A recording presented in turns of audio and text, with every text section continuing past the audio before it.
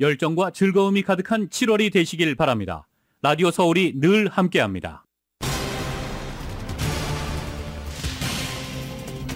지난주 팜데일과 랭캐스터 등이 역대 최고 기온 기록을 갈아치우는 등 폭염이 기승을 부렸습니다. 주말 내내 각 도시정부는 쿨링센터를 확대 운영하는 등 비상운영에 들어갔습니다. 이번 주도 폭염은 이어집니다. 미 전국적으로 전례 없는 폭염이 이어지면서 경제적 피해에 대한 우려도 커지고 있습니다. 불볕더위가 경제활동의 발목을 잡는 위험 요인이 되고 있다는 분석입니다. 지상에서 가장 뜨거운 곳 중 하나인 데스밸리에 극한의 무더위를 체험하려는 관광객들이 끊이지 않고 있습니다.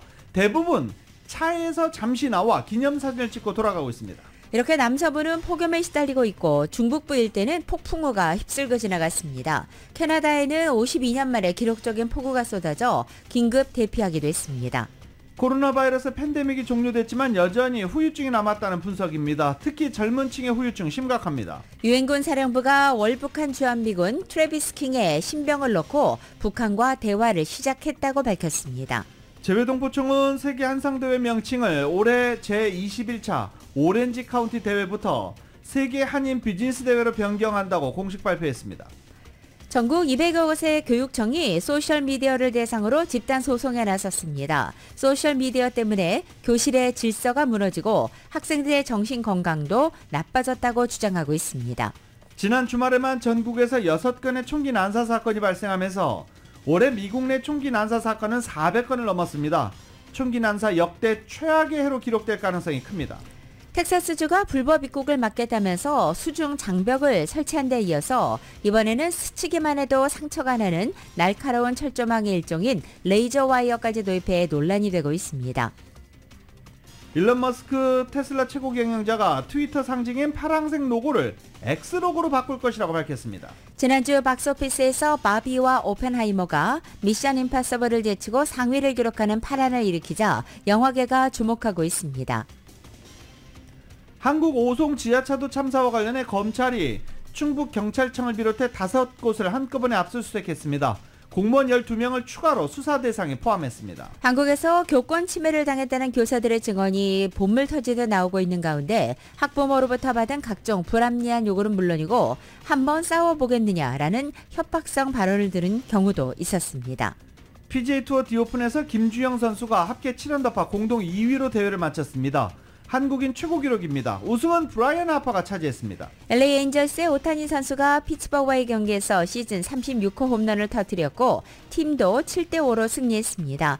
LA 다저스는 텍사스에게 4대8로 패했습니다. 오늘 뉴욕 증시는 혼조세로 출발했지만 현재 상승장 보이고 있습니다. 원달러 환율은 1279.9원으로 마감했습니다. 남가주 오늘 맑은 날씨에 LA 한인타운 낮 최고 기온은 86도로 예상됩니다. 이 시간 주요 뉴스는 하늘 위 호텔 세계 최대 항공기 아시아나항공 A380에서 차별화된 서비스를 만나보세요. 고국까지 편안하고 안전하게 모시는 아시아나항공 제공입니다.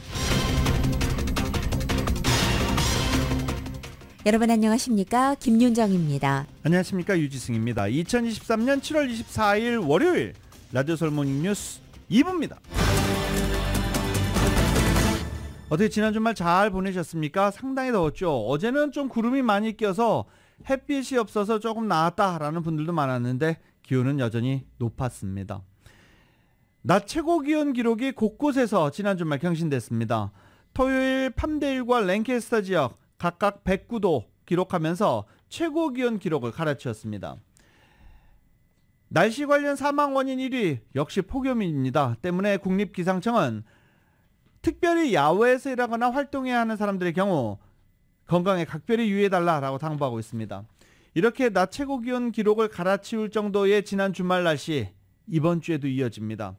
폭염이 계속 이어지는데 밸리와 산악지역 그리고 사막지역에 과도한 열기가 예상된다며 국립기상청은 이 지역 있는 사람들 주민들에게 열사병에 관해서 경고하기도 했습니다. 또 고온건조한 기후가 지속되면서 산불 위험도 고조됐다며 화재가 발생하면 빠르게 퍼질 가능성이 높다라며 국립기상청은 경고하기도 했습니다. 엔텔로밸리 등 사막지역, 밸리지역, 산악지역 이곳에는 여전히 이번 주에 높은 기온이 예상된다며 주민들에게 더위, 열사병 관련 질환에 걸리지 않도록 각별히 유의해 줄 것을 당부했습니다. 이 보다 자세한 날씨는 잠시 뒤 날씨 전해드릴 때 전해드리겠습니다. 유엔군 사령부가 월북한 주한미군 트래비스 킹의 신병을 놓고 북한과 대화를 시작했다고 밝혔습니다. 이번 사건에 대한 추가 조사 필요성을 언급하면서도 중요한 것은 킹 이등병의 안전이라고 강조했습니다. YTN의 보도입니다. 유엔군 사령부가 월북한 주한미군 트래비스 킹의 신병과 관련해 판문점 공동경비구역 JSA 내 소통 라인을 통해 북한과 대화를 시작했다고 밝혔습니다. 앤드루 해리슨 유엔군 사령부 부사령관은 정전협정 70주년을 앞두고 진행한 외신 브리핑에서 이같이 말했습니다. And a conversation has commenced with the KPA through the mechanisms of the Armistice Agreement. 이번 월북 사건에 대해 조사를 더 해봐야 한다면서도 최우선 고려사항은 그의 안전이라고 강조했습니다. 다만 사안의 민감성을 감안해 자세한 정보는 공개하지 않았습니다. I won't and I can't say anything that could prejudice that process. 앞서 해리슨 부사령관은 영국 일간 더 타임스와의 인터뷰에서 JSA를 통해 북한군과 계속 대화하고 있다고 밝힌 바 있습니다. 유엔사와 북한군이 소통하는 직통 전화기, 일명 핑크폰을 통해 북측에 메시지가 전달되고 있다고 설명했습니다. 그동안 미국 당국의 접촉 시도에 북한이 응답하지 않은 것으로 알려진 가운데 양측 간 소통이 확인되면서 송환 협상의 진전 여부에 관심이 쏠리고 있습니다. 한국에서 폭행 등으로 구금됐던 킹 이등병은 추가 징계를 위해 귀국 예정이었지만 비행기를 타지 않았고 다음 날 JSA 견학 중 무단으로 월북했습니다. 킹 이등병이 구금 등 형사처벌 전력에도 어떻게 비무장지대 견학이 가능했었는지 여전히 조사가 진행되고 있습니다. YTN 김선입니다.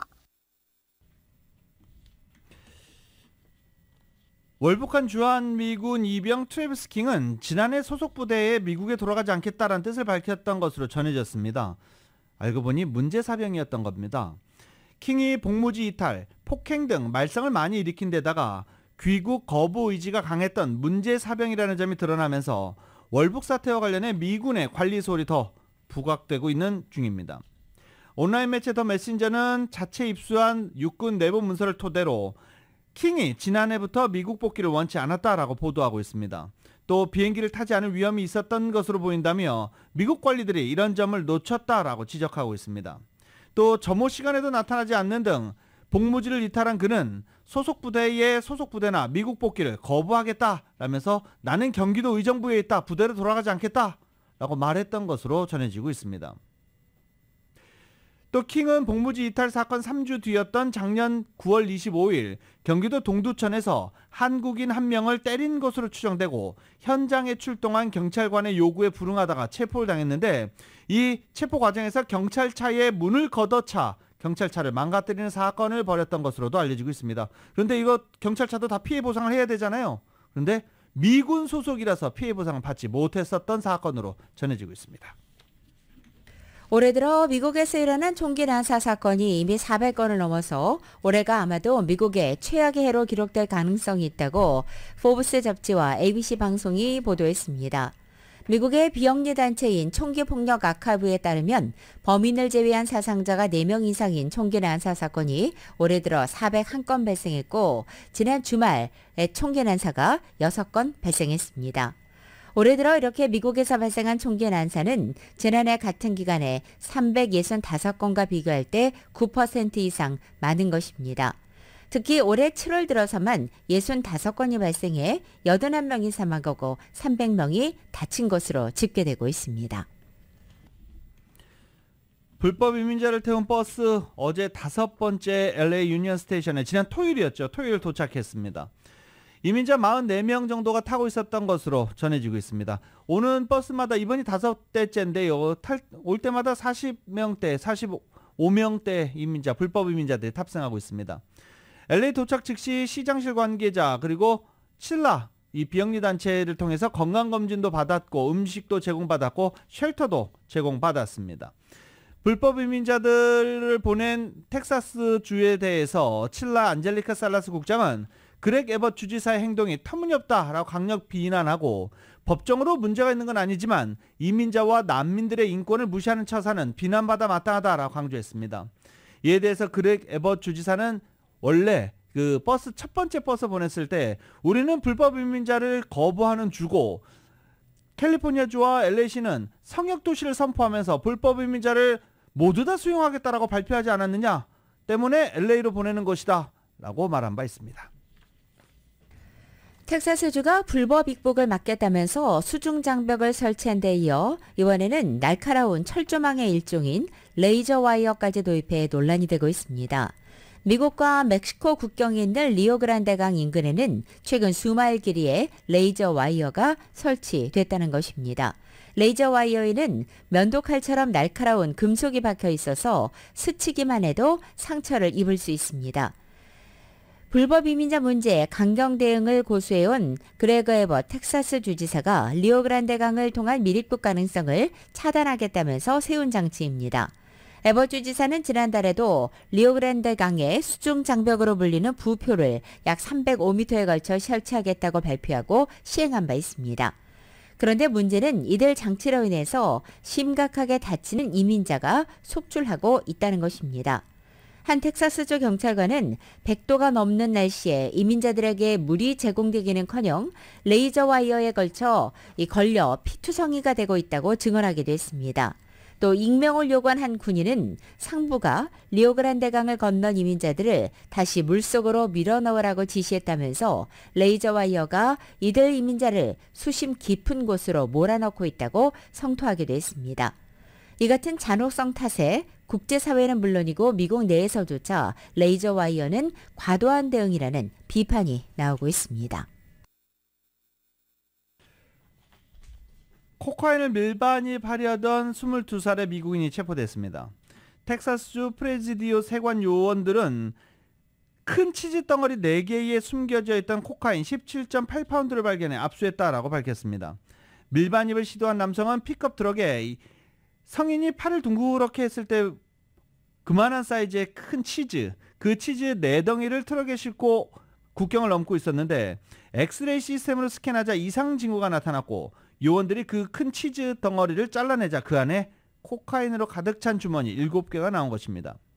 22살의 시민권자 운전자는 마약 밀수 시도 혐의로 국토안보부 수사국에 넘겨졌습니다. 텍사스주 엘파소 세관은 지난달 아이스크림 제조기 안쪽 벽에 숨겨져 있던 코카인 146파운드를 발견해 압수 조치하기도 했었습니다. 세관국은 지난 6월 코카인, 헤로인, 펜타닐, 마리화나 등 마약 압수량이 전월보다 7% 증가했다라고 밝혔습니다. 특히 펜타닐 압수량은 지난해와 비교해 3배 가까이 폭증한 것으로 전해졌습니다. 라디오솔 모닝뉴스 2부 미국과 로컬 소식은 시원한 한 모금으로 여름을 만날 수 있습니다. 맥도날드에서 새롭게 준비한 음료 프로즌 하와이안 펀치를 상쾌하게 맛보세요. 맥도날드 제공입니다.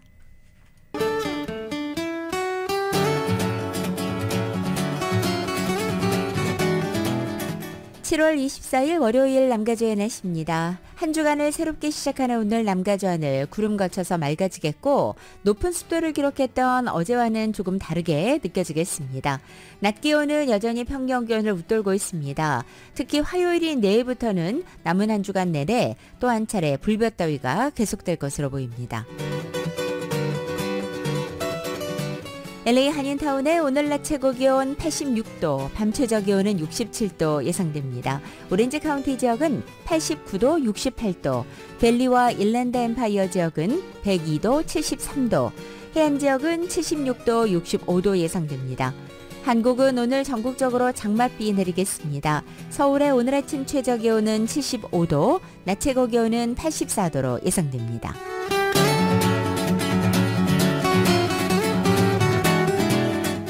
라디오 솔 모닝뉴스 2부 이 시간은 1250만 불 교통사고 최고보상 교통사고 전문 천재 변호사 리차드 호프만, 메디케어 시니어를 위한 전문의 허가가 아주 빠른 한인 최대의 서울 메디칼 그룹, 총 20억 달러의 승소, 크고 작은 교통사고와 상해, 브라이언 타필라와 시즐러, 고객 한 분 한 분과의 릴레이션십을 생각합니다. 당신의 든든한 금융 파트너 CBB뱅크.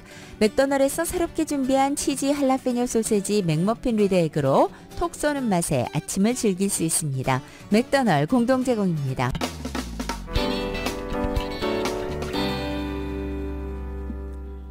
라디오솔 모닝뉴스 함께하고 계십니다.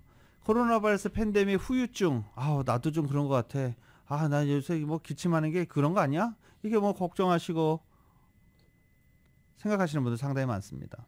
코로나 바이러스 팬데믹이 종료되면서 일상생활로 모두 복귀를 했습니다. 하지만 코로나 바이러스 팬데믹 동안 가장 큰 생활의 변화를 겪은 젊은 층, 아직도 후유증에서 벗어나지 못하는 경우가 많다고 합니다. 이은 기자가 취재했습니다.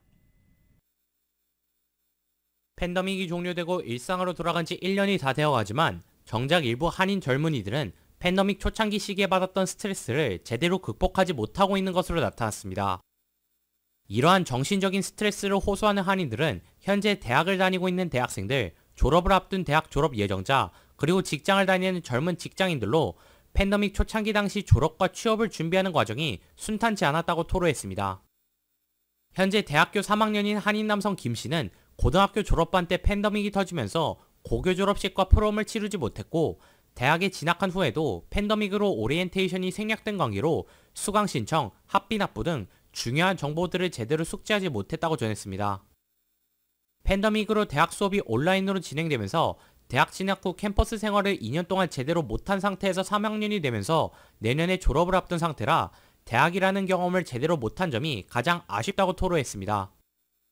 최근 대학을 졸업한 한인 남성 이 씨는 팬데믹이 한창일 당시 대학을 다니고 있었는데 재학생들에게 취업에 도움을 주는 커리어 센터의 대면 운영이 중단된 때문에 제대로 인턴십 기회조차 얻지 못했다고 호소했습니다. 이 때문에 취직 준비가 안 돼 대학 졸업 후 원하는 일자리를 찾는 것도 여의치 않았다는 것입니다. 이러한 상황은 이 씨에게 국한된 것이 아니며 자신과 비슷한 시기에 대학교를 다닌 학생들에게서 일어나는 현상으로 팬데믹 당시 겪었던 스트레스는 현재 진행형이라고 토로했습니다. 직장인인 한인 여성 박 씨는 팬데믹 당시 일자리 오퍼가 있었지만 그나마 그 회사들마저도 팬데믹으로 인해 문을 닫게 되면서 졸지에 다시 직장을 알아보는 상황이 되었고 결국 지금의 직장을 다니게 되었다고 합니다. 하지만 당시 팬데믹으로 직장 선배들이 재택근무를 하는 경우가 많아 직장에서는 초년병인 박 씨의 업무를 도와주거나 인수 있게 할 수 있는 선배 직원이 없어 혼자 배워가며 업무를 처리하는 상황이 많았고 제대로 일을 배울 수 있는 기회가 없어 현재도 업무를 처리하는데 어려움이 있었다고 호소했습니다. 한인타운 청소년회관 KYCC의 그레이스박 정신건강 서비스 매니저는 팬데믹 당시 대학 입학 예정인 고교 졸업반 학생들의 경우 당시 절망적이고 10대 시절을 잃어버린 것 같은 기분이 지속돼 스트레스가 발생한 것이라고 설명했습니다. For like a good 2 years, for kids who are in high school, like those are very important times in their life. So to have, it's kind of like this missing piece of their childhood. 가장 활발하게 활동해야 되는 시절에 팬데믹으로 주위 친구들과 격리되면서 겪은 우울증들이 아직도 정신건강에 영향을 주고 있습니다. 고재득 정신과 의사는 팬데믹은 모든 한인들이 자신의 삶에서 중요한 것을 놓친 시기인 만큼 만일 젊은이들이 이로 인해 학교 생활과 업무에 지장이 발생하고 있다면 이회감에 도움을 청할 것을 당부했습니다. 교수님도 이해하세요. 그리고 직장 상사들도 이해하실 거예요. 그러니까 너무 걱정하지 마시고 차근차근히 하나하나 물어보시고 하면은 좀 나아질 것 같아요.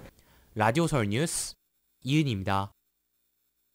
올해 오렌지 카운티에서 열리는 세계 한상 대회가 출범 20년 만에 첫 해외 대회를 앞두고 새로운 이름으로 다시 시작합니다. 미주 한인사회를 중심으로 세계 무대에 맞는 명칭 변경 요구에 따라서 전 세계 비즈니스인들이 쉽게 이해할 수 있는 세계 한인 비즈니스 대회로 탈바꿈되는 것입니다. 재외동포청은 지난 21일 온라인으로 개최된 세계 한상대회 운영위원회 결정을 통해서 세계 한상대회 명칭을 올해 21차 오렌지 카운티 대회부터 세계 한인 비즈니스 대회로 변경한다고 어제 공식 발표했습니다. 새 명칭은 영어로는 월드 코리안 비즈니스 컨벤션입니다. 2023년은 한미동맹 70주년과 미주한인 120주년, 재외동포청 출범 등 역사적인 의미가 있는 해인 만큼 올해 세계 한인 비즈니스 대회는 한상의 새로운 시작, 한인 비즈니스 동맹과 함께라는 슬로건으로 개최됩니다. 한편 한상대회 명칭 변경은 대회에 참석하는 재외동포 기업과 한국 기업의 사업 영역이 크게 다양화되고 있음을 감안해서 좀 더 포괄적이고도 글로벌 시대에 걸맞은 미래지향적인 명칭이 필요하다는 대회 참가 기업들의 오랜 니즈를 반영한 것이라고 재외동포청은 설명했습니다. 10월 11일부터 나흘간 오렌지카운티 NIN 컨벤션 센터에서 열리는 이번 대회는 500여 개의 전시 참가 기업과 3천여 명의 한인 기업인, 한미 양국 정부기관들이 참여하는 역대 최대의 행사가 될 것으로 전망됩니다. 이번 대회는 기업 투자 확대와 일자리 창출, 중소벤처기업 육성 등과 관련된 프로그램을 구성했고 유망한 창업 아이템을 보유한 한국의 중소기업과 스타트업, 청년 창업가의 해외 시장 진출을 지원하고 투자 유치 기회도 제공될 예정입니다. 호세 후이자 전 LA시의원 부패 스캔들과 관련해 그에게 뇌물을 제공한 혐의로 기소됐던 한인 개발업자에게 실형이 선고됐습니다. 연방지법에서 열린 선고 공판에서 재판부는 후이자 전 시의원에게 50만 달러의 대가성 뇌물을 공유한 혐의로 기소됐던 이모 씨에게 징역 6년과 75만 달러의 벌금을 선고했습니다. 재판부는 이 씨가 운영하는 회사에 대해서도 150만 달러의 벌금을 아울러서 선고했습니다. 이 씨는 주상복합 아파트 프로젝트를 추진하는 과정에서 건설 노조의 이의 제기로 허가가 지연되자 지난 2017년 이 문제를 해결해달라며 한인 브로커 김모 씨와 시의원 특별보좌관을 통해 후이자 전 시의원에게 3차례에 걸쳐 총 50만 달러 뇌물을 공유한 혐의입니다. 검찰은 이 씨와 그가 운영하는 회사에 뇌물과 송금 사기, 허위 기록 제출 등의 혐의를 적용했습니다. LA의 대표적인 대형 한인교회인 나성영락교회가 소속 교단이던 해외 한인 장로회 KPCA와의 탈퇴 적법성 여부와 교회 재산권과 관련된 법정 소송에서 최종 승소했습니다. LA 카운티 수피리어 코트에 따르면 KPCA는 지난 17일 법원에 항소 포기 의사를 밝혔고 이는 양측의 합의에 의한 것으로 확인됐습니다. 나성영락교회 사태는 지난 2021년 일부 교인들이 교회 장학금 기금 사용 문제를 빌미로 담임 목사와 이 시무 장로 등을 교단 KPCA에 고발하면서 불거졌고 이에 대한 KPCA 조치에 반발한 나성영락교회가 교인 투표를 통해 교단 탈퇴를 가결한 바 있습니다. 한편 이번 소송은 결국 나성영락교회 측의 승소로 일단락되게 됐습니다. 코로나 바이러스 팬데믹 기간 동안 크게 줄었던 LA 국제공항 이용객이 전체적으로 다시 증가해 80% 이상 수준을 회복한 것으로 나타났습니다. 항공노선의 경우 올 들어 거의 팬데믹 이전 수준을 회복한 것으로 나타났습니다. 국내선보다는 국제선 이용객 증가율은 큰 것으로 나타났습니다. 올해 5월 한 달간 LAX 국제 이용객이 184만여 명으로 지난해 5월과 비교해 32%가 늘어났습니다. 국적 항공사들의 이용객도 크게 늘었습니다. 1월부터 5월까지 LAX에서 세계 국적 항공사를 통해 미국에 도착하거나 한국으로 나간 항공 이용객 수는 총 46만여 명으로 집계됐습니다. 이 같은 추세는 연간으로 하면 100만 명 이상에 해당하는 것으로 코로나 사태 이전인 2019년과 비슷한 수준입니다. 파업 직전까지 갔던 아시아나항공의 사측과 조종사 노동조합의 갈등이 양측의 임금 인상률에 잠정 합의안 도출로 일단락되는 모양새입니다. 임금 협상이 시작된 지난해 10월 이후 9개월 만이고 조종사 노조가 준법 투쟁 방식의 쟁의 행위에 나선 지 42일 만입니다. 따라서 조종사 노조는 오늘 24일부터 돌입하려던 파업을 일단 보류했습니다. 노사 양측이 극적으로 잠정 합의에 이르면서 조종사 노조 파업은 일단 이렇게 보류됐지만 협상이 완전히 마무리된 것은 아닙니다. 노조 조합원의 찬성 여부를 묻는 투표와 설명회 진행 등의 절차가 남아 있습니다. 한국문화체육관광부가 한미동맹 70주년을 기념해 한국관광공사와 뉴욕 록펠러 센터와 타임스퀘어 일대에서 K관광 로드쇼를 열었습니다. 지난 주말까지 지난 토요일에 끝났습니다. 그런데 이 K 관광 로드쇼는 한국 방문의 해를 맞아 한국 문화를 알리고 한국 관광에 대한 관심을 높이기 위해서 전 세계 15개 도시에서 집중적으로 홍보하는 연중 기획 행사입니다. 이 록펠러 센터에서 했는데요. 미국인 관광객 100만 명 유치를 목표로 삼고 K컬처의 인기를 한국 방문 수요로 전환하기 위해서 다양한 행사를 마련하기도 했습니다. 또 한국 참전용사와 후손도 초청하는 한국은 잊지 않는다라는 메시지와 감사 인사도 함께 전하기도 했습니다. 일론 머스크가 트위터의 로고를 변경하겠다는 계획을 밝혔습니다. 머스크는 어제 트위터에 우리는 곧 트위터 브랜드, 점진적으로는 모든 새 문양에게 작별을 고하게 될 것이다 라고 말했습니다. 여기서 새는 트위터의 로고를 뜻하고 현재 트위터 로고는 파란색 새로 돼 있습니다. 머스크는 이어서 오늘 밤 충분히 훌륭한 X 로고가 게시되면 내일 전 세계에 이것을 공개하겠다며 알파벳 X가 깜빡거리는 이미지를 올리기도 했습니다. 앞서 머스크는 회사 X법인을 새로 설립해서 트위터 법인을 이 법인과 합병시킨 바 있습니다. 지난 주말에 개봉된 영화 때문에 영화계에서 화제가 되고 있습니다. 마블 신작이 개봉했나? 초강력 액션 무비가 개봉했나? 미션 임파서블이 개봉을 하긴 했지요. 그런데 이 미션 임파서블을 제친 영화가 2편, 3편이나 나왔기 때문입니다. 바비 그리고 오펜하이머입니다. 박스오피스 집계 사이트 모조에 따르면 지난 금요일에 개방한 바비, 오펜하이머가 미션 임파서블을 뛰어넘는 성적을 나타냈습니다. 특히 오펜하이머는 R등급으로 관객층이 제한됐는데도 기대 이상의 성적을 거두면서 크게 화제가 되고 있습니다. 아직 정확한 집계가 마무리되진 않았지만 바비와 오펜하이머의 동반 흥행으로 주간 극장 수입은 올 들어 최고를 기록할 것으로 추산됐습니다. 제가 이 바비와 오펜하이머 그리고 미션 임파서블이 4위다라고 얘기를 하고 있는데 3위에 대한 영화 아는 사람이 많지 않죠. 왠지 모르게 홍보가 잘 되지 않고 있는 실화를 바탕으로 한 영화 입소문을 타고 지금 3위에 올라있는 상태입니다. 지난 7월 4일 독립기념일에 개봉된 영화인데요. 사운드 오브 프리덤. 미국의 성매매 관련된 아동 성착취에 관련된 실화를 바탕으로 만든 영화입니다. 그 어디에서도 홍보하지 않고 그 어떤 연예 채널에서도 소개하지 않습니다. 하지만 입소문을 타고 박스오피스 3위를 기록하고 있는 영화가 있습니다. 사운드 오브 프리덤 이라는 영화가 지금 3위를 기록하고 4위가 미션 임파서블입니다. 미국에서 전례 없는 폭염이 이어지면서 경제적 피해에 대한 우려도 커지고 있습니다. 아리조나주 피닉스의 낮 최고 기온이 최근 20여일 연속 110도를 넘어서면서 미국 곳곳의 불볕더위가 경제활동에 발목을 잡는 위험 요인이 됐다는 분석입니다.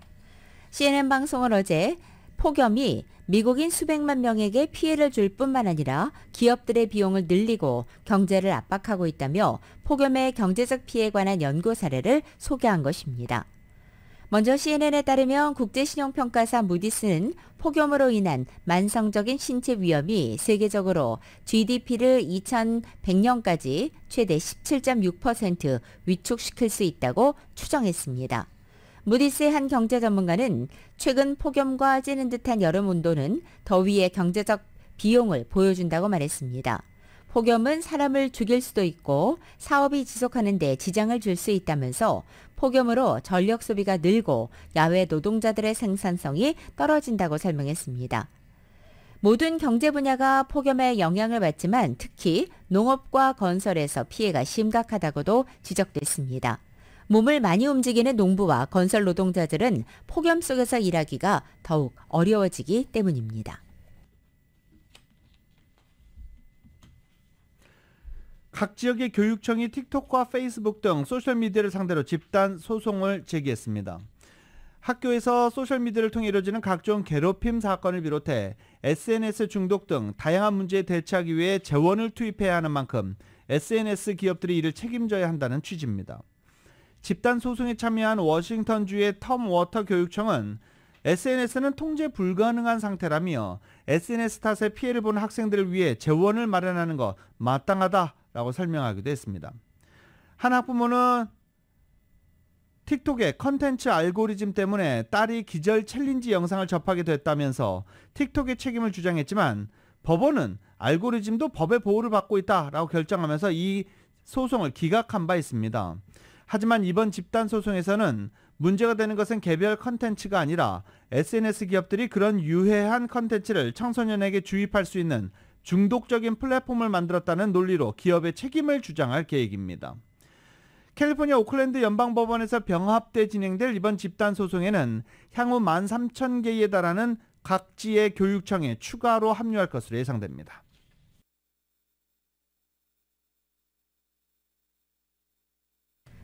토니 블링컨 미 국무부 장관이 어제 미중 분쟁을 방지하기 위해서 중국과의 관계를 안정화하려고 노력하고 있다라고 말했습니다. 블링컨 장관은 어제 방영된 CNN 인터뷰에서 우리는 이 관계를 안정시키기 위해 노력하고 있다며 우리가 속해 있는 이 경쟁 구도가 갈등으로 번지지 않도록 하기 위한 것이라고 설명했습니다. 갈등은 우리나 중국 또는 다른 그 누구에게도 이익이 되지 않는다고도 덧붙였습니다.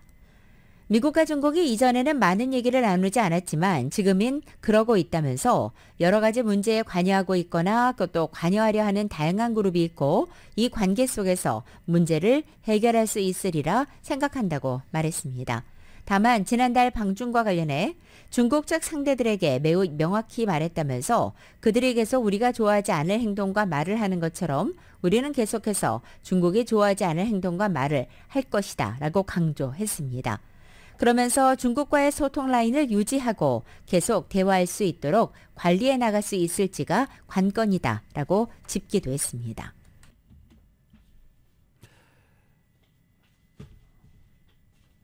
다음 소식입니다.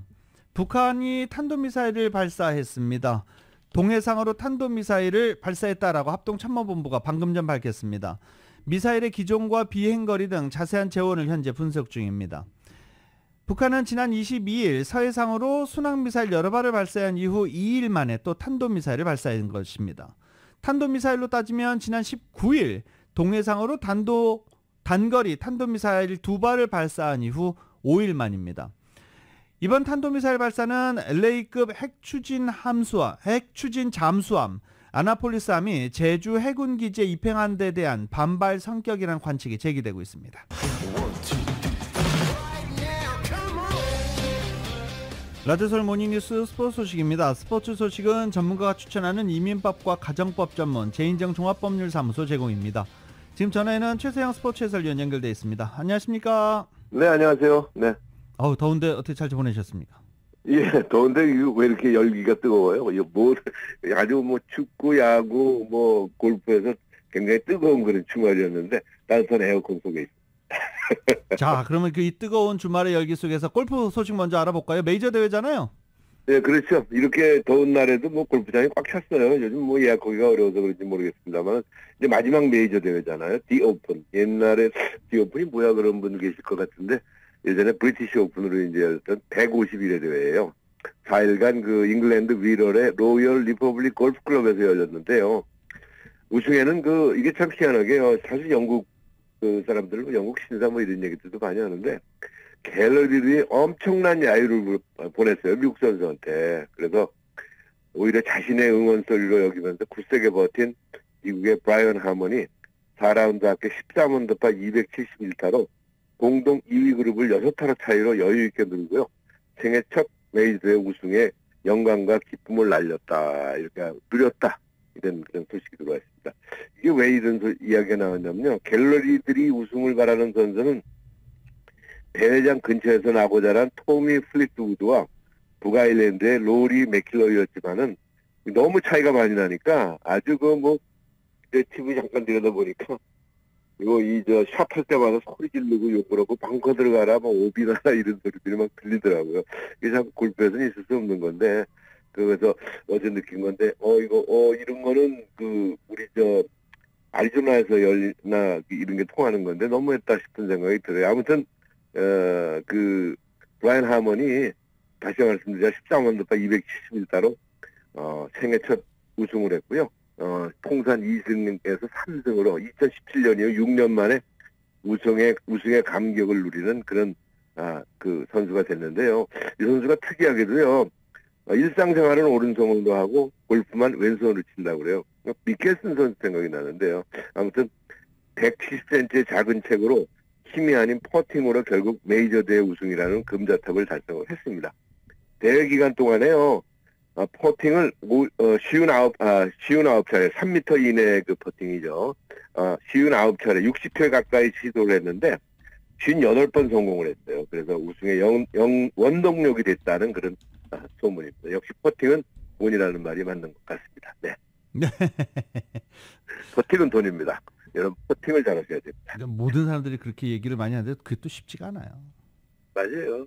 근데 이제 이렇게 그 메이저 대회라든가 PGA 투어 하는 데는 워낙 그린을 잘 갖고 갔기 때문에 네. 정말로 라인만 잘 본다면 우리가 말하는 소위 엉터리 일본말로 말씀드리면 일본말로 말씀드릴 수 없고 대충 들어가는 그런 퍼팅은 통하지 않죠. 결국은 정확한 그런 퍼팅 능력이 보여준다 이렇게 볼 수가 있겠죠. 아무튼 59번 차례에서 한 번 미스하고 다 성공했다는 건 정말 대단한 그런 기록이죠. 네.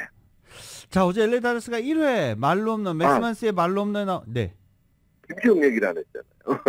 이게 큰 뉴스인데 김지영 선수가 이제 4라운드 합계 7언더파로 277타로 준수한 성적으로 공동 2위에 올랐어요. 이 메이저 대회에서 2위에 올라는 건 한국 선수 최초거든요. 그래서 1라운드에 그 숙소에서 삐끗해갖고 발목을 다쳤는데 주사 맞고도 이를 이겨낸 준우승이라 일단 김지영이 기대를 좀 많이 했었는데 조금 저조했었잖아요.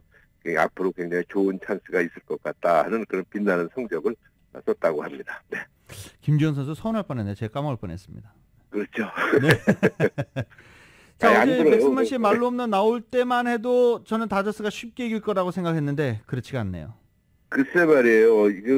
아무튼 초반부터 그 LA 다저스가 텍사스 원정 3차전에서 정말 조금 전에 말씀드린 대로 무키 버츠가 홈런으로 1회 초부터 홈런 때리고 그다음에 프리먼이 연속 안타를 치면서 1사 만루에 밥상을 차려줬고요. 맥스먼시가 멋지게 선제 말로 홈런으로 기선제압에 성공했습니다만은 타선이 텍사스 타선이 2회부터 살아나면서 사실 2패를 당했잖아요. 그러니까 마지막 경기 질 수 없다는 그런 어떤 강인한 정신이 나왔는지 모르겠습니다만 결국은 타선이 살아나면서 8대4로 역전패를 당했습니다. 다저스의 신인 투수 시안이요. 3과 3분의 2이닝 동안 만에 강판당했어요. 그래서 역전패를 당했는데요. 시안은 시즌 3승 1패 첫 패배를 기록을 했다. 이렇게 볼 수가 있고요. 오타니 쇼헤이가 어제 피츠버그전에서요. 시즌 36호 홈런을 때리면서 팀의 7대5 승리를 기여했다고 하는데요. 오타니 엔젤스의 내일부터의 경기가 전부 다 원정이에요. 9경기가. 그래서 그의 홈런 기록이 어떻게 진행될지 팬들이 관심이 되고 있다는 그런 것입니다. 네. 그 나머지 원정 경기가 이제 LA 엔젤스가 과연 플레이오프에 나갈 수 있느냐 없느냐 그거가 가늠할 수 있는 아주 중요한 경기 되겠네요. 그렇죠. 근데 이제 이게 홈에서 9경기 같으면은 또 가능성도 좀 있을 수 있겠습니다만 원정 경기이기 때문에 부담이 아까 조금 전에 말씀드렸지만 골프에서 왜 야유 막 이런 거 막 하면 선수들 좀 주눅이 들잖아요. 그런데 예전부터 각 종목에서 코치나 감독들이 그런 얘기를 합니다. 원정 경기일 때 상대방 야유를 우리 응원 소리로 생각해라 그런 이야기를 하는데 아무튼 오타니가 과연 계속 이런 홈런을 때리게 되고 엔젤스가 플레이오프에 나갈 수 있을지는 아직 두고 봐야 될 것 같습니다. 네. 그러면 오타니 트레이드 될 가능성도 있겠네요. 트레이드 가능성이 굉장히 높은 것 같아요. 근데 이제 문제가요. 이걸 한번 생각을 해봤어요. 만약 오타니가 빠진 엔젤스 구장, 아나헤임에 있는 엔젤스 구장, 오타니가 빠진다 그러면 정말로 어떤 사람들은 반 이상은 안 갈 거다. 뭐 그런 얘기까지 나오고 있으니까 오타니를 붙잡을 것이냐 아니면 내보낼 것이냐는 엔젤스 구단이 상당히 지금 며칠 안 남았거든요. 상당히 고민하는 그런 상황이 된 것 같습니다. 네. 그렇습니다. 오늘 피파 여자 월드컵 한국 대표팀의 첫 경기를 갔습니다. 그렇죠. 여자 월드컵이 지금 호주하고 뉴질랜드에서 벌어지게 되는데 콜롬비아와 첫 경기를 갖게 됩니다만 이 콜롬비아 팀이요. 깡패 군단이래요. 깡패 군단. 아주 엄청나게 고친 축구를 해서 얼마 전에 아일랜드하고 평가전을 했는데 선수가 평가전인데도 선수가 가격을 당해서 병원행을 했고요. 네, 굉장히 근데 이제 평가전에서는 퇴장 같은 것이 큰 그런 처벌이 약간 좀 느슨하지 않습니까? 그런데 아마도 이렇게 힘든 그런 경기겠지만은 퇴장이라는 카드가 있잖아요. 그래서 뭐 쉽게 그렇게 심하게 하진 않을 것 같다 이렇게 볼 수가 있겠는데 이왕 말씀 나왔으니까 말씀인데 지금 우리나라가 H조거든요. 그래서 H조인데 그 1, 2팀 두 팀이 16강에 이제 월드컵이 똑같습니다. 32팀이 나와요. 여자도 뭐. 근데 물론 이제 남자는 48팀으로 늘어났지만 그래서 FIFA 랭킹에서는 콜롬비아가 25위로 밑에 있지만은 뭐 거의 격투기 수준의 팀이라고 그래요. 그래서 상당히 부담이 있는데 아무튼 경기가 H조에서 독일, 한국, 콜롬비아, 모로코는 72이고 콜롬비아는 25인데 한국이 속한 중에서 첫 경기 콜롬비아를 눌러놔야만 다음 경기부터 사실 마지막 그 예선전이 독일이거든요. 그래서 일단 최소한 주 2위로 16강에 오를 가능성이 있지 않나 이런 생각이 드는데 지금 뭐 정확한 소식은 아니겠습니다만 어떤 이유에서인가 콜롬비아 감독이 벤치에 못 앉는다 하는 그런 이야기도 나오고 있어요. 그래서 아무튼 그 여자 월드컵이 이제 저 남쪽 호주와 뉴질랜드 뜨겁게 달아오고 있다 이렇게 말씀드릴 수가 있을 것 같습니다. 네. 네. 자 오늘도 이게 월드컵 소식까지 다양한 스포츠 소식 대단히 감사합니다. 네, 고맙습니다. 지금까지 최세영 스포츠 해설위원이었습니다.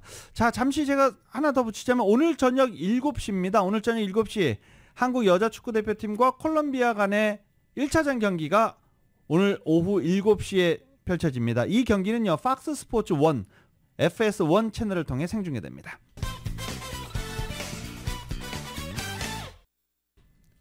라디오솔 모닝뉴스 함께하고 계십니다. 대만 육군의 대대급 부대가 지난달 처음으로 미국에 파견돼 미군과 합동훈련을 벌였습니다. 보도가 사실이면 미국 대만 간 군사 교류에 강력히 반대해왔던 중국이 강하게 반발할 가능성이 커 보입니다. 러시아가 우크라이나 최대 항구 도시 오데사를 무차별 공습하고 있습니다. 곡물 관련 시설뿐만 아니라 세계 문화유산까지 파괴됐습니다. KBS의 보도입니다. 러시아는 야심한 새벽에 미사일 공격을 가했습니다. 지어진 지 200년이 넘은 유네스코 세계문화유산 축일 대성당도 처참하게 파괴됐습니다. 우크라이나 최대 항구 도시이자 최대 곡물 수출항 오데사는 오늘까지 최근 일주일 새 엿새 동안 미사일 공격을 받았습니다. 이에 맞서 우크라이나도 모스크바와 러시아 점령지 크림반도에 드론 공격을 가한 것으로 전해졌습니다. 현지 시각 오늘 새벽 이달 들어 두 번째 모스크바에 대한 드론 공격이 있었지만 사상자는 없다고 러시아 측은 밝혔습니다. 또 우크라이나 드론 17대가 밤새 크림반도를 공격했지만 실패했다고 주장했습니다. 이런 가운데 미국은 우크라이나가 전쟁 초기에 잃은 땅의 절반을 되찾았다고 밝혔습니다. 하지만 대반격 성공까지 시간이 필요하다고 분석했습니다. But it will not play out over the next week or two. We're still looking, I think, at several months. 일부 전문가들은 올해 안에 뚜렷한 대반격의 성과를 내기는 힘들 것이란 분석을 내놓고 있습니다. 우크라이나군의 무기와 훈련이 부족한 데다 러시아가 구축한 방어선이 강력하기 때문입니다.